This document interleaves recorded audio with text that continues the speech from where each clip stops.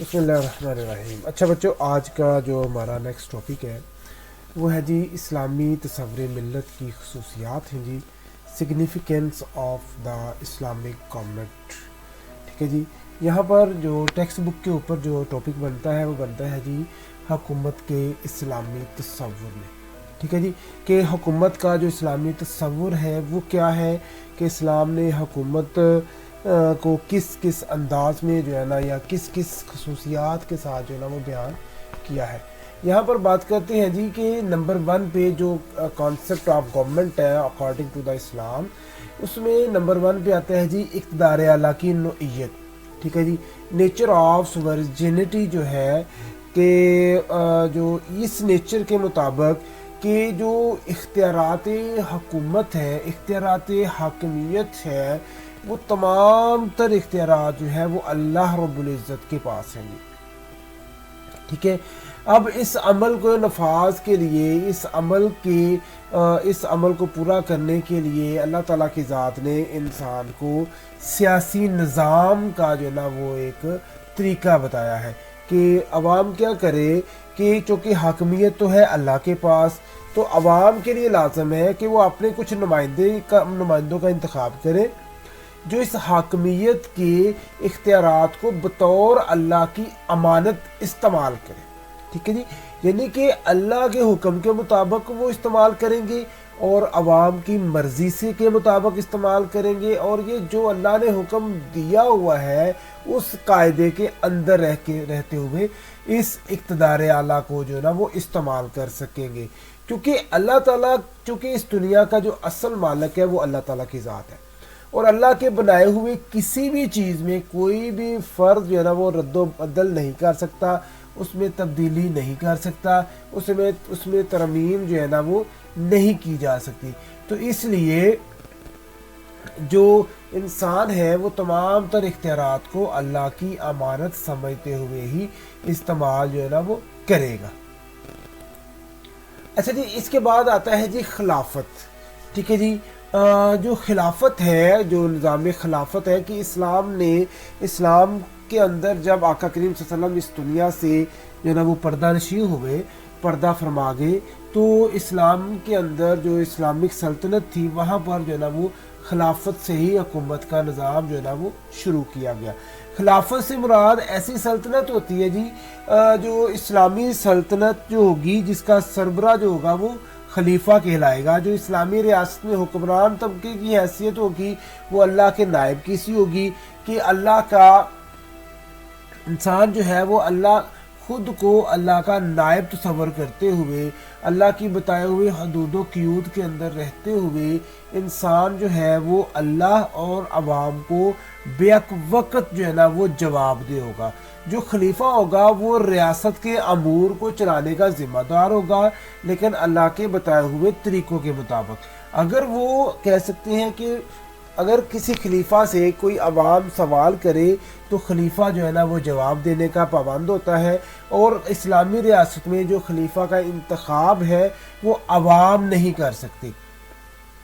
ابن خلدون کے مطابق کہ عوام کے نزدیک جو خلیفہ کا انتخاب ہے وہ عوام کا حق نہیں ہے۔ ابن خلدون کے مطابق خلیفہ کا انتخاب ملک کے اندر، ریاست کے اندر موجود نیک، پرہیزگار اور متقی لوگوں کی ذمہ داری ہوتی ہے،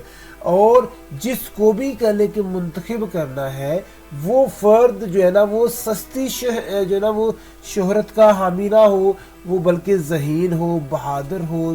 ٹھیک ہے، پاکیزہ، نیک دامن، اور یعنی کہ اللہ کا قریبی فرد جو ہے نا وہ سمجھا جائے۔ ٹھیک ہے، ایسے فرد کو جو ہے نا وہ خلیفہ اپوائنٹ کیا جا سکتا ہے، جو پھر بعد میں عوامی فلاح و بہبود کے کام کرتا ہے۔ تیسرے نمبر پہ جو بات آتی ہے جی وہ آتی ہے جی جواب دہی، کہ جو خلیفہ ہوتا ہے نا وہ جواب دہ ہوتا ہے، وہ ریاست کے امور کے معاملے میں اللہ کے سامنے اور اللہ کے بندوں کے سامنے خود کو جو ہے نا وہ جواب دہ سمجھتا ہے۔ ہر فرد کو خلیفہ کے اوپر تنقید کا حق جو ہے نا وہ ہوتا ہے، کہ اگر خلیفہ کوئی غلط کام کرے یا खलीफा के अंदर कोई खामी देखे तो उसके ऊपर तनकीद कर सकता है। जैसे हज़रत अबू बकर सिद्दीक जो पहले खलीफा थे इस्लाम के, उन्होंने इंतहाई खूबसूरत अंदाज में ये बात की, कहा लोगों जब तक मैं अल्लाह और उसके रसूल सल्लल्लाहु अलैहि वसल्लम की इताअत करूं तो मेरी इताअत करो, और अगर मुझसे कोई ऐसा काम सरजर्द हो जिससे अल्लाह और उसके रसूल सल्लल्लाहु अलैहि वसल्लम की नाफरमानी का पहलू निकलता हो तो तुम पर मेरी इताअत वाजिब नहीं। मीन्स कि आप इनकार कर सकते हो, आप मना कर सकते हो कि हम आपकी बात जो है वो नहीं मानेंगे। तो इस तरह जो हज़रत उमर रज़ी अल्लाह ताला अन्हु थे उन पर भी तनकीद होती थी और वो जवाब भी देते थे। कोई भी खलीफा जो इस्लाम का है, जो इस्लामी रियासत का खलीफा है, वो खुद को अवाम के सामने जवाबदेह समझता है। फोर्थ पॉइंट है जी मजलिस शूरा। बॉडी ऑफ जो शूरा है वो क्या करती है कि मजलिस शूरा मुत्तकी लोगों पर जो है ना वो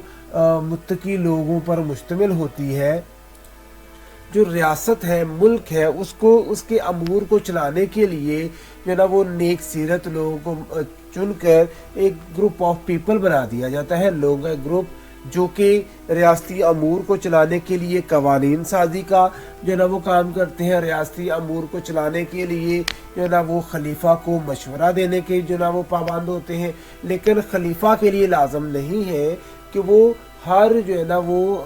कहने के मशवरे पर अमल करे। खलीफा के लिए ज़रूरी है कि मशवरा ज़रूर तलब करे, लेकिन अगर खलीफा मजलिस शूरा के मशवरे पर अमल नहीं करता तो ये उसका अपना इख्तियार होता है। इस्लाम के नज़दीक जो है ना वो उसके लिए लाजम नहीं है। एक जगह पर फरमाया कि इनके अमूर बाहमी मुशावरत से तय पाते हैं, कि यानी कि मुसलमानों के जो अमूर हैं, मामलात हैं, ये मशवरा करके जो है ना वो आगे लेकर चलते हैं। क्योंकि मजलिस शूरा के अंदर उलमाए कराम होते हैं, मुमताज़ आलम दीन होते हैं, ठीक है, समझदार लोग जो है ना वो होते हैं, नेक सीरत लोग होते हैं, जो इस्लामी रियासत की बात करते हैं जब हम, ठीक है, तो उसके अंदर जब नेक और मुत्तकी लोग होंगे तो उनका मशवरा भी जो है ना वो बेहतर, पाकीज़ा और अच्छा होगा। हज़रत आयशा रज़ी अल्लाह ताला अन्हु जो ना फरमाती है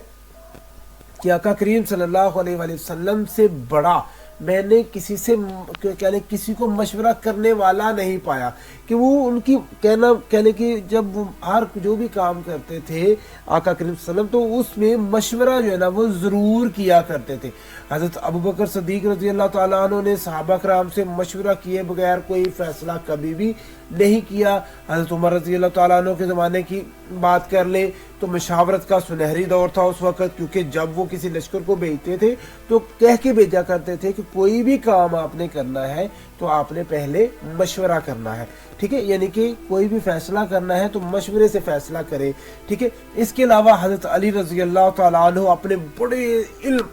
ठीक है, यानी कि उनके पास हज़ारों लाखों करोड़ों बाब अलूम थे, जिसके बावजूद वो मशवरा लाजमन किया करते थे। हालांकि अल्लाह ताला के ज़ात ने उनको इतना इल्म दिया हुआ था कि मशवरा ना भी करते तो वो गलत फैसला ना करते, लेकिन मशवरे को अहमियत दी। मजलिस शूरा से मशवरा जो है ना वो लाजमन किया जाता था। फिर लेकिन मजलिस शूरा के इख्तियारात इतने भी ज़्यादा नहीं है कि वो शरीयत को बदल दे, ठीक है, तो वो एक कानूनी मामला तक उनके मशवरे जो ना वो चलते हैं। फिर जहाँ शरीयत आ जाती है वहाँ पर मजलिस शूरा के जो मशवरे हैं वो नहीं चल सकते। पाँचवा असूल है जी, जो बुनियादी असूल है, कि बुनियादी असूल में कुछ ऐसे इस्लामी रियासत के अंदर जो है ना वो अदल इंसाफ, आज़ादी, तकवा, मसावात जैसे जो है ना वो असूल अपनाए जाते हैं। चोरी चकारी और डाका जनी से जो है ना वो बचा जाता है, जिससे क्या होता है कि मुसलमान मुआशरा एक बेहतर मुआशरा बनकर दुनिया के सामने आता है। फिर छठा और आखिरी पॉइंट है जी इस्लामी निज़ाम मईशत, क्योंकि दुनिया का जो निज़ाम मईशत है वो है जी दुनियादारी या सूद वाला। तो इस्लाम ने सूदी निज़ाम के बारे में जो है ना वो इसको बहुत बड़ा जो ना वो जुल्म करार दिया है, नाजायज़ और हराम करार दिया है, ठीक है। तो इस्लामी निज़ाम मईशत के अंदर जो है ना वो ज़कात का निज़ाम जो है ना वो अप्लाई किया है, और गैर मुस्लिमों के लिए जो है ना वो ٹیکس کا نظام جو ہے نا متعارف کروایا ہے اور سود سے جو ہے نا وہ منع کیا ہے. تو اسلامی نظام معیشت تک یہ ہمارا آج کا ٹاپک تھا جس کو